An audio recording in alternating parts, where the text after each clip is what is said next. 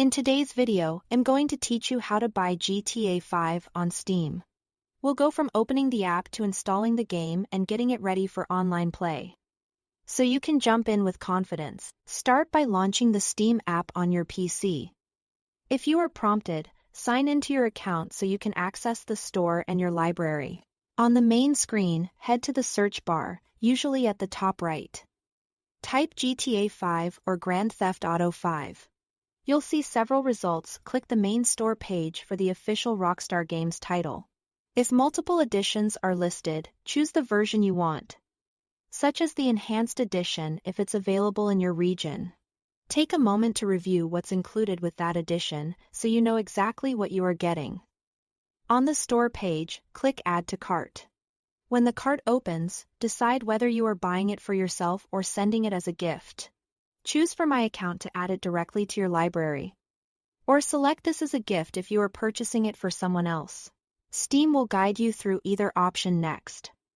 Proceed to checkout. Select your preferred payment method and enter the necessary billing details carefully to avoid any errors. Before you finalize, look over the order summary to confirm the price, edition, and any applicable taxes. When everything looks right, complete the purchase. Steam will process your transaction and add Grand Theft Auto 5 to your account. You should also receive a confirmation email for your records. After purchase, go to your library in Steam. Choose the install location if you are asked. Make sure you have enough free disk space, and start the download. The progress bar will show you how much time is left. You can let it run in the background. A wired or stable Wi-Fi connection will help the download go smoothly. Once the installation is finished, click play to launch the game. On first launch, you'll be prompted to log into or create a Rockstar Games social club account. This account is required for activation and for playing online.